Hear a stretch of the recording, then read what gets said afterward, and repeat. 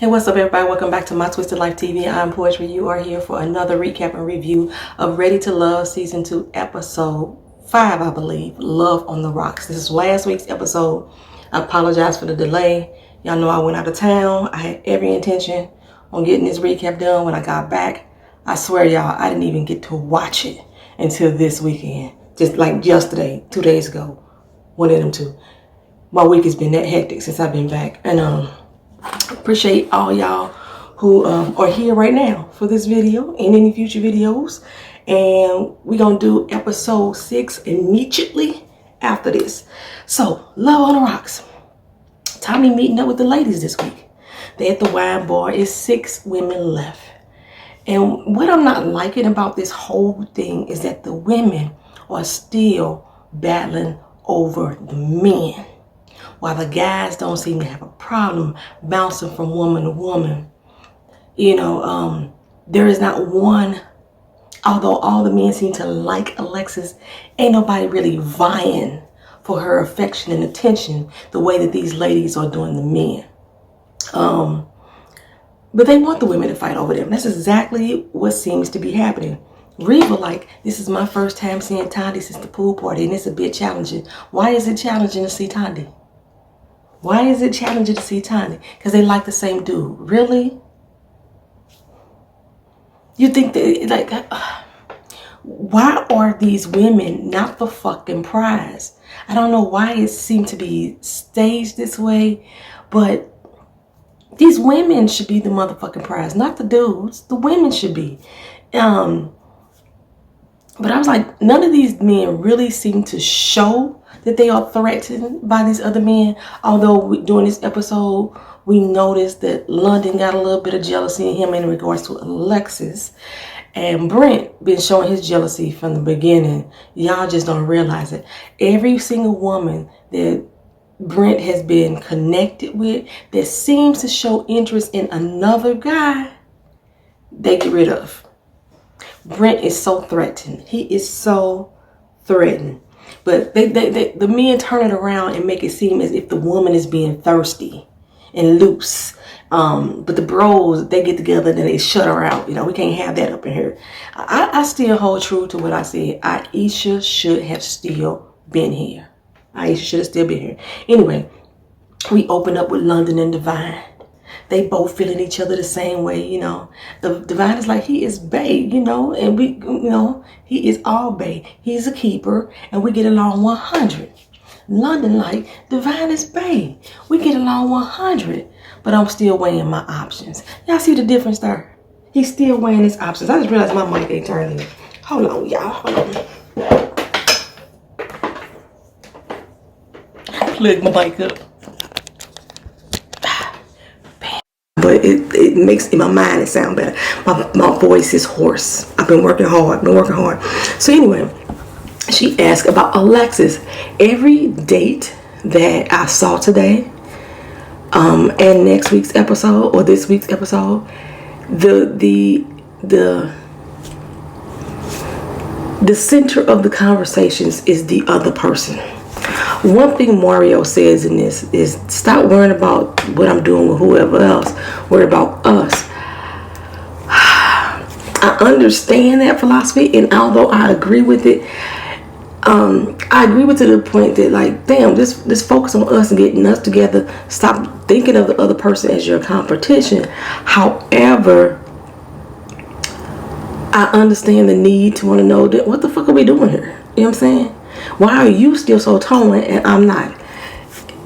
These women have not, like I said, the women have been not torn since the beginning. They came in the room like, I want him. That's what I'm zeroing in on. Which I find for this particular show, it was not the best idea. Well, it's coming out to be the best idea because the men keep booting you off if you go try to talk to somebody else. But this show, you're supposed to be getting to know each other. And, you know, they keep saying, oh, we just at the halfway mark. We at the halfway mark.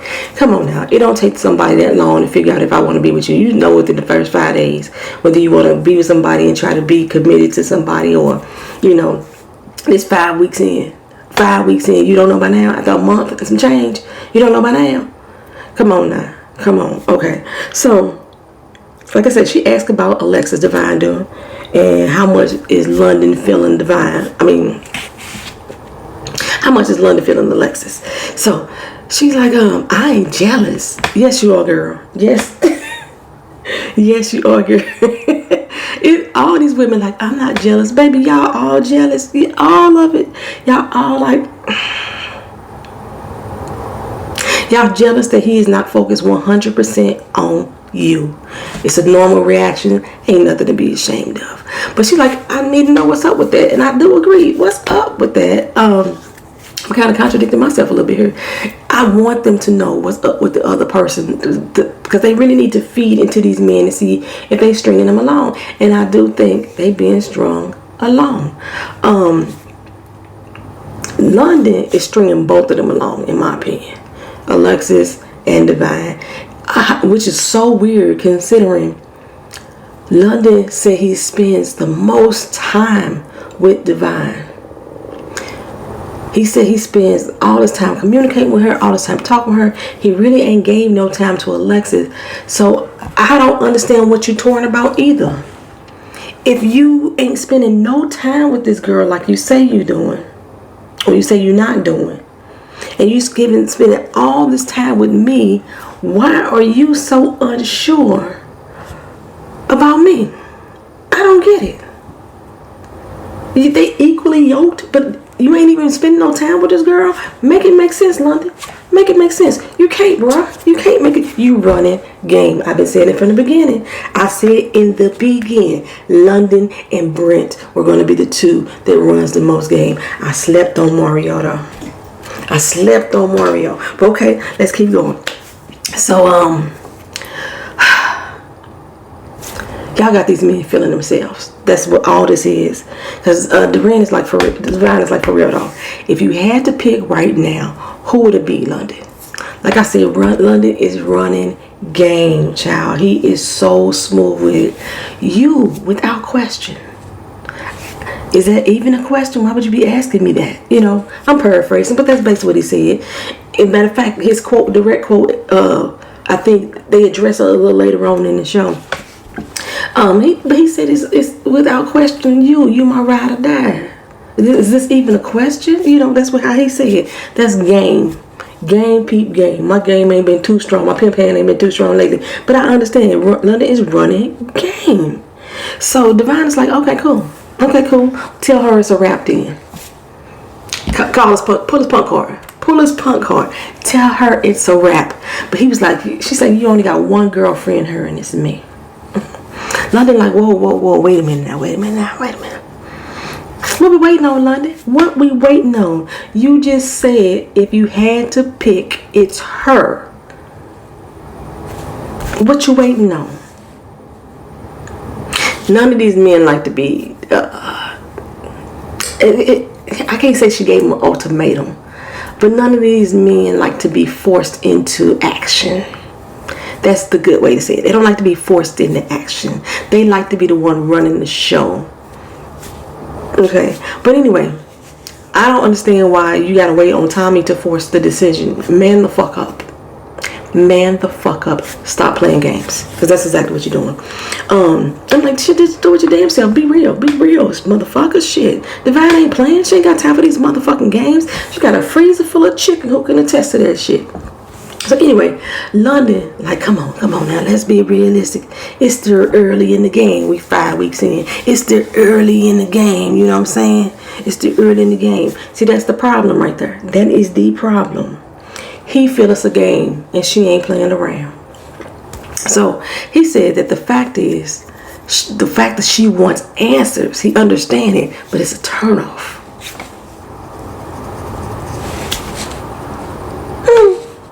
Okay, anyway, he still wants to flounce. That's pretty much it. Flounce around as long as possible while holding her on a little tattered string. I call that being strung the fuck along. Because he feel like she ain't going nowhere. That's exactly what it feels. She ain't going nowhere. But anyway, it's his birthday. It's 5 weeks in. She already giving him a birthday gift and shit. It ain't too soon for that, huh, London? It ain't too soon for that. She pretended earlier that she forgot his birthday. She got him some balloons. It might have been a gift attached to it. I didn't see it. A nice little cake and everything. They exchanging chocolate covered strawberries and had some little champagne and shit, stuff like that, you know. But he's still torn between her and Alexis. Anyway, plain Jane Alexis says that she knows she got the men wrapped around her finger. So it's time to start scratching dudes off her list. Now, I have an appreciation for what she's doing. Like I said before, Alexis is playing the fucking game. She playing it just like the men. But the problem with Alexis is she actually like London. Okay? So when she see London, she gets in her motherfucking feelings. Actually, you know what I'm thinking about that situation? It's not so much London. It's that she just don't like Divine. It's so evident, so obvious that she just don't like Divine. So because she don't like Divine, the way she move with London is with urgency. It's like she just want to win against Divine. That's pretty much what that is. But anyway, she said she gonna scratch dudes off her list. I like this process. She's starting off with Jimmy. I love that color on her. Hated that fucking dress. Like, and the one that's in the confession, that denim, that I can't stand that shit. Anyway, she think Jimmy is a clown, and she want to know if he got a serious side. No, girl, Jimmy is a clown. Point blank, period. That's all it is. Jimmy should have been gone early in the game when y'all try to vote him off the first week. Why he still here? Okay, anyway, so they got on to each whether or not they wanted kids, and he like, hell yeah, you know what I'm saying, at least a girl. But she saying, I want 3, and I want them now. She the only child. She ain't getting no younger, you know. And I say Alexis out here sound like Christina. Christina put it out in the first episode. I told y'all she read desperation. I didn't feel she was being desperate, but she read desperation. And now almost all these women who want children are doing the exact same thing as Christina. Alexis out here sounding like Christina. Kimber out here sounding like Christina. Divine said she wanted more motherfucking kids. I remember that part. So yeah, this is exactly what Christina was doing day one. She's like, set the record straight. But if y'all want to bullshit, fine, I'm good with going. That's how that shit went down there. So anyway, Jimmy like, who the fuck gonna watch all these damn kids, right? She like, we're hiring a nanny. Who gonna pay for that? She said, start your savings up, bruh. Start your savings up now.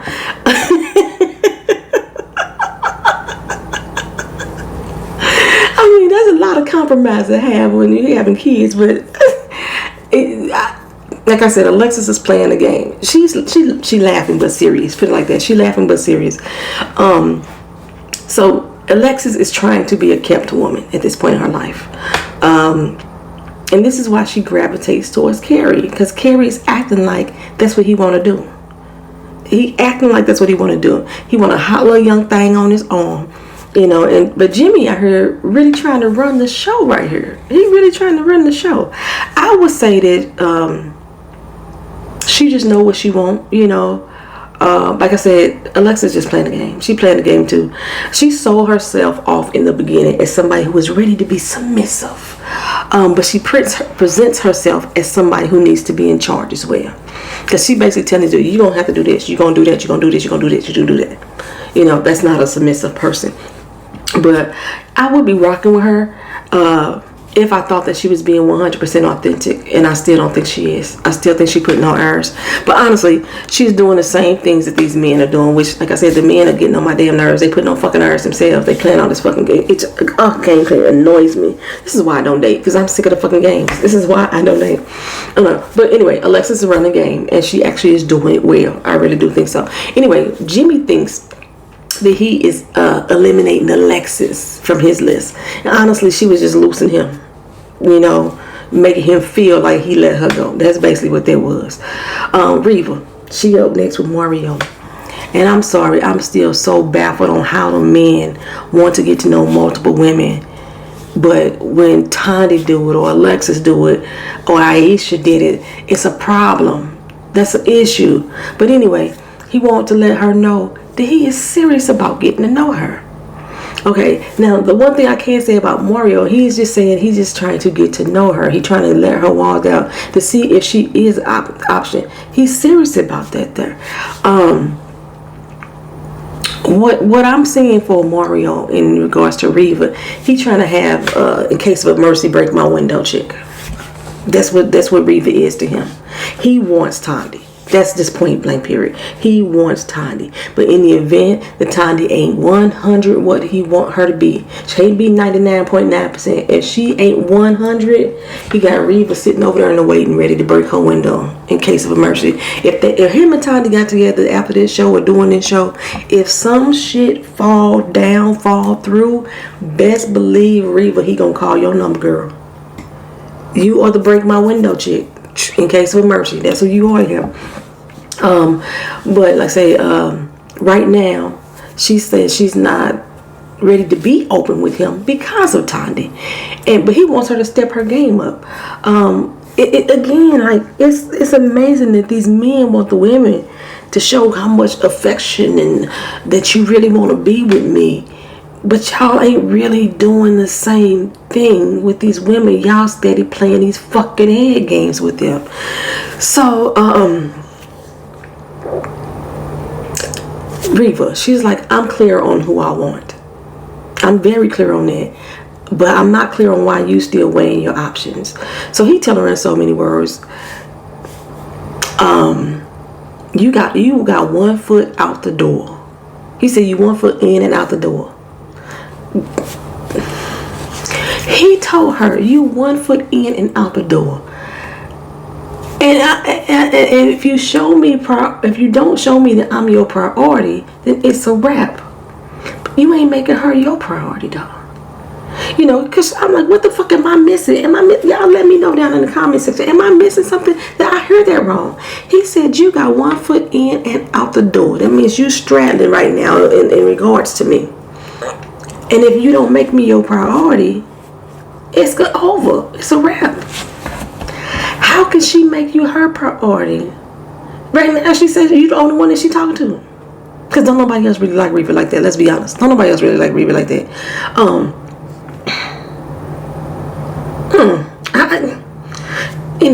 Reva like, look here, dude. I'm not gonna be all hugged up and kissed up with you when you all hugged up and kissed up with another woman. You got the leg wrapper in the pool. I opened myself up there. You felt the cootie pop on you. That's what I opened up then, and it kind of blew back in my face. It ain't finna happen no more. So, Karen and Kimber, I told y'all they was gonna hook up, so to speak, and I must say it again. Kimber is a fucking gorgeous woman, and but that relationship right there, that ain't going nowhere. That ain't going nowhere. Kimber is too down for him. He needed bougie bitch or somebody like Alexis who's gonna pretend to be a yes woman when she really not. He says it's about maturity. I say it's about listening to him and doing what he feels is best. Gary is one of them dudes that's always got a message for you. Trying to learn you something, and we know that ain't correct grammar, but I know y'all understand what it means to be learned. You know what I'm saying? When somebody learn you something, it's a little bit different than teach you something. Because teaching you is because they think you may benefit from learning the information or from hearing the information. Learning you something means because they think they know every god doggone thing, and you benefit just by knowing them. Okay, so Brent and Alexis go out. I don't know what the hell homegirl be wearing. Why she always smushing her boobies up. Brent have Aisha over for piece of paper plates and soda cups, and Alexis get a real date. It shows you right there that he was not that into Aisha. And if other men had seemed to be liking Aisha as much as people seem to like Alexis, Brent would have been all over her. He would have been all over her. He seems to like women that other men like, and then weasel his way in and claim he not intimidated. But this conversation between them is so fucking dry. It's so dry. Alexis is usually a yes woman. When she talking to these dudes, they say, this what happened in my life, and she's like, oh my god, she turned her Oprah on. Me too, I can so relate. That's how Alexis normally do. But right now, like I said, she in game mode. She done leveled up. She like, look here, I'm gonna flip this game on the head. She is leading these conversations, and they don't seem ready for it. Jimmy, Brent, they both seem taken aback. She too aggressive now, you know what I'm saying? Let them tell it. She too aggressive. But Brent goes on like, I don't like to be rushed, and I'm not going to be. That's Brent's tagline. I'm not going to be rushed, and I'm not going to be. The fuck you come on this dating show for? Didn't I tell y'all that Brent was going to be the Aaron? I said Brent was going to be the Aaron. I don't like to be rushed. And boy, ugh. Alexis in the confession like, I ain't finna chase you, dog. I need somebody that's gonna chase after me. And that's what I feel like all these women should be expecting that. You know what I'm saying? But Brent thinks this date went well. Alexis not so much. Brent is lame. Y'all, Brent is lame. He a cute lame. I said it in the casting call. He running game. He think he the prize catch. And you better want him and wait on him to want you back. Get the fuck out of here. That's how I feel about Brent. Alright. Ashima and Darren, they meet up with Alexis and Carrie. Why does Ashima and Darren never seem to go on a date by themselves that they show us? Now I hear that Darren and Ashima has been spending all the time together, you know, off camera. But anytime they're on camera, they always show them in a group setting. But they meet up with Alexis and Carrie. They go on a little bowling date, and Alexis is like, you know, Alexis seemed to really open up and let her guard down. She really did when it comes to Carrie, because she says no, she liked the fact that he listened to her. She mentioned that she ain't been bowling in a long time, so Carrie set up a bowling date. Carrie came with the bowling bag, the shoes. He was ready for that ass. You know what I'm saying? I love bowling. I do. I haven't been in a long time either. Anyway, like I said, she likes that he's attentive and apparently listens. And Dan is like, I just hope for Carrie's sake that she is being 100 because she flirting with a few folks right now. Carrie is Alexis' break my window dude too. If it don't work out with London, she gonna go to Carrie. That's her break my window dude. He's saying all the right things. You know what I'm saying? But as far as Darren and Ashima, they seem to be the most organic couple on the entire show to me. You could tell that they have sexual chemistry, but it seems like they also have a friendship. And when it comes to Tandy and Mario, I'm seeing it from what they're showing us. I'm missing the friendship. You can tell that their chemistry is on high. They batting the eyes at each other. And they always smiling and giggling. And he's like, just do it again, girl. Do it again. Because he wants his ego stroke. But I'm missing the friendship element. If they have it, the editing is not showing it. It's lacking something to me. It's like she wants Mario to be the one so bad. She wants him to be the one so bad. And the way I'm seeing him, he's hoping that he's not investing too much time in her and that she's not going to be exactly the way she wants him to be. Like he should have sought out more others. That's why he keeping Reva in the wings. That's how I'm feeling them. But anyway, Lord old knucklehead ass Jimmy asked Kimber to meet up with her. And Jimmy ass think that because she answered his text and she gave him a hug and said hi, that all is forgiven. I know so many dudes that do that. Like, shit just go hella fucking bad, hella go wrong, and then they call you up and you answer the call and they think it's alright. And I could be cordial, I could be nice, I ain't gotta be a bitch to you all the time. But brother, ain't nothing forgiving. What Kimber say? No, nobody, ain't God forgive, not me. He had the nerve to say, at least I didn't piss off the wrong person. Really? You don't think that you pissed off the wrong person? What about her? You don't think you... Okay, I guess she don't matter. He like, let's toast to forgiveness. That's what she said. That brother God forgives, not me. His apology was so fake to me. Y'all could say, I know a lot of people is probably saying he did apologize. His apology was so fucking fake. It was so fake. Jimmy think that he could smile and make you chuckle that he got game. He says, you know, all man code. You know what I'm saying? I'm asking for your forgiveness. What the fuck does that mean in all man code? I'm asking for your forgiveness. Men don't ask for forgiveness. All man code, what the fuck does that mean? Is that an Atlanta thing? Somebody break that down for me. And all man code, I'm asking for your forgiveness. It's your clown ass. Jimmy's a fucking clown. He's a fucking clown. He says, well, she asked him, what exactly are you apologizing for, Jimmy? For what? I need to know if you're really sorry and what exactly are you sorry for. He said for miscommunication. Misunderstanding. What was miscommunicated? What was misunderstood? Let me say, I understand that you communicated that you're an ass.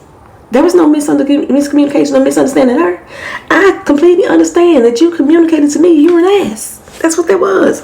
But again, Jimmy, what are you apologizing for? So anyway, she said, okay, I'm gonna explain it to you myself. She tried to break it down for him about why it was an issue. And he like, ain't nobody tripping off your past. Evidently somebody is, Jimmy, because you brought it up. You made it a big scene and a big issue. What was your point of doing all that? Kimber said, you know what, you need to come better than that. I'm a whole grown ass woman out here in these streets. He said, yeah, a loud woman. He said grown too, but the loud was the point that I wanted to make. This was the moment in most reality TV shows that somebody would have picked up a glass of water and threw it in his fucking face. But Kimber kept it together. She just got up and bounced. You know what I'm saying?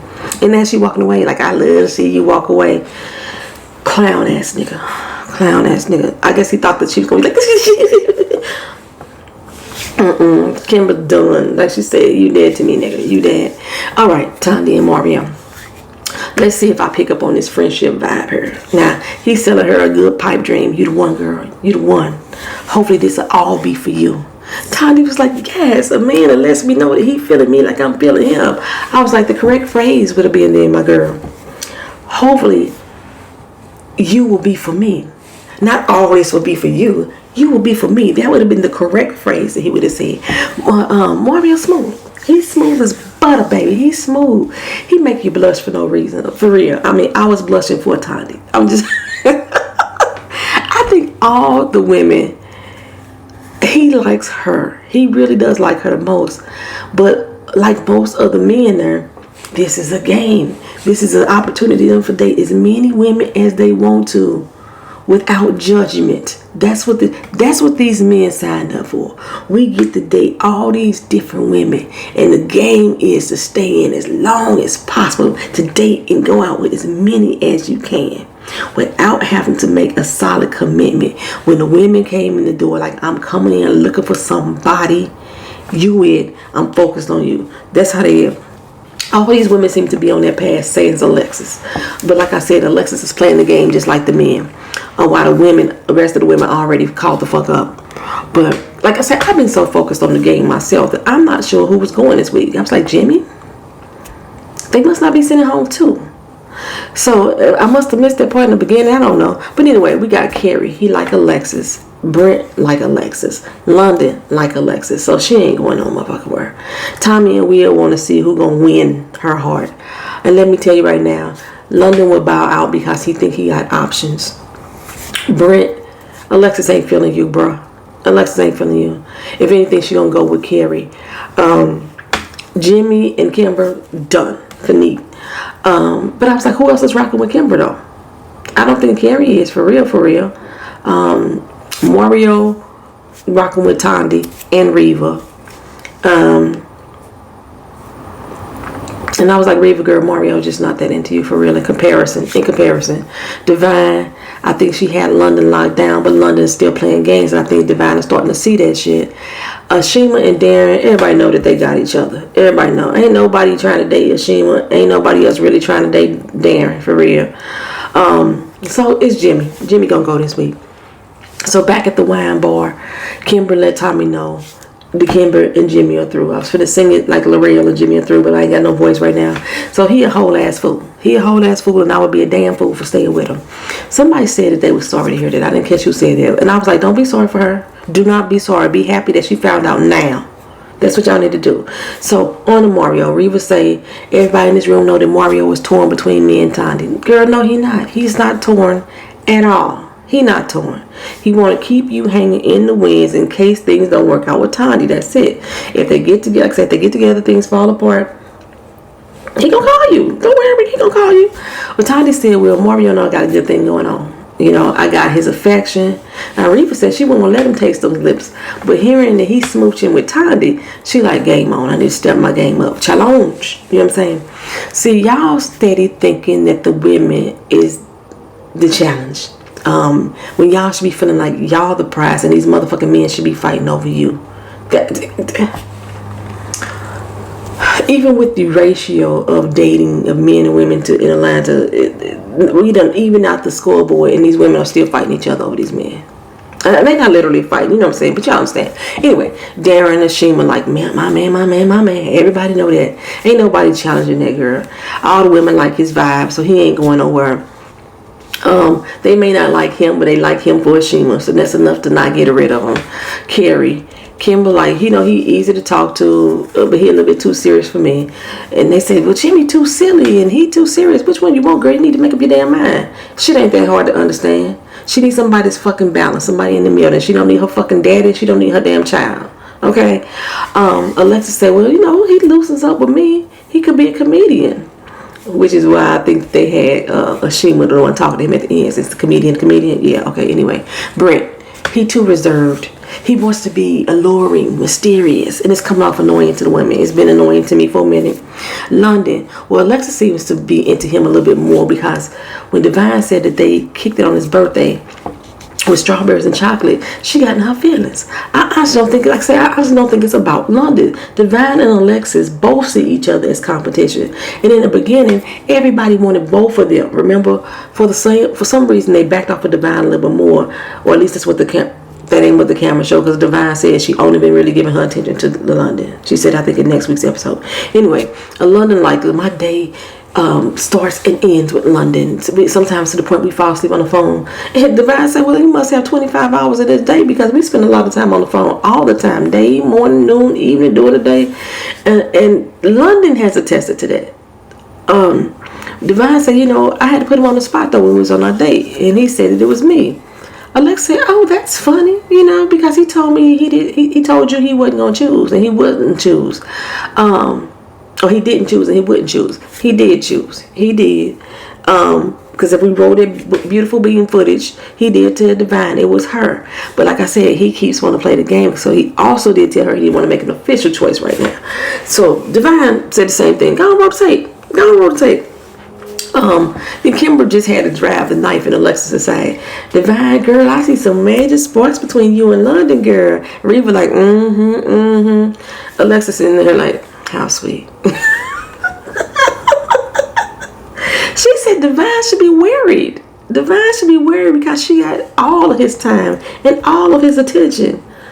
I say Alexis must be doing that new math, because something ain't adding up, girl. Something ain't adding up. But like I said from the beginning, London is running game. He good at it too. London, Mario, they got the game and they gone with it. And I was right. One man is going home. It's ain't hard to figure out at this point. It's Jimmy. I was like, who gonna be the bearer of bad news? It's gonna be Reva, because she ain't sent nobody home yet. And I was kind of right about that. She didn't go talk to Jimmy though. Reva went to go talk to Brent. She asked him, don't you feel like you're a little closed off? You know what I'm saying? As far as letting the ladies know that you have interest in them. He said it ain't that easy. Why ain't that easy, Brent? I mean, it's some simple shit to do. But Brent out here feeling like the big man on campus, and the decision is still in his hands. So next up, Carrie and Ashima. I know Carrie got to be like, damn, I'm here again? What the fuck? You know what I'm saying? Carrie ain't going nowhere. Tommy's interested in seeing what happens with him and Alexis. He ain't going nowhere. It makes for good TV. So Divine sit down with Jimmy, and she brings up the pool issue, and Jimmy says Kimber just likes to argue. Bruh, not only did she not want to argue, she didn't even want to discuss the matter with you. You wanted to see her get big mad, remember? Well, Brent asked, he said, let's be honest, I've been at the top since the beginning. Now you telling me I'm at the bottom? What? Actually, Mario and London have been at the top since the beginning, but that's neither here nor there. Jimmy took it well though. But he still blames Kimber for his demise. He's like, Kimber probably was the one champion for me all this time, but now that we fell out, now she just put negative thoughts in all these women's head. If Kimber had to champion for you, bro, that means that you wasn't doing too well in the beginning with the rest of these women. Okay. Anyway, like I said, he blames Kimber, but he ain't connected with nobody else but Kimber. And now they got this disconnection. The same thing with Kimber. She ain't really connected with nobody else. Now this big disconnect is taking place. So that is the end of this episode, y'all. I'm going to get episode 7 up later on today. I don't know what the fucking time it is. It's probably late. It's 6:58. I gotta get ready to go to work. So this is episode 6, last week's episode. Be on the lookout later on this afternoon for episode 7. We gonna catch the hell up. So when Saturday come and they bring these motherfucking ex-girlfriends onto the show, I'm gonna be ready for that shit. What the fuck you bring the exes for? Oh, this is... Alright, y'all. Thank y'all for watching. Thank y'all for subscribing. Thanks for being patient. Like, comment, share, and subscribe to the channel if you're not already done. So I just tongue-tied the whole mess out of that shit. Peace.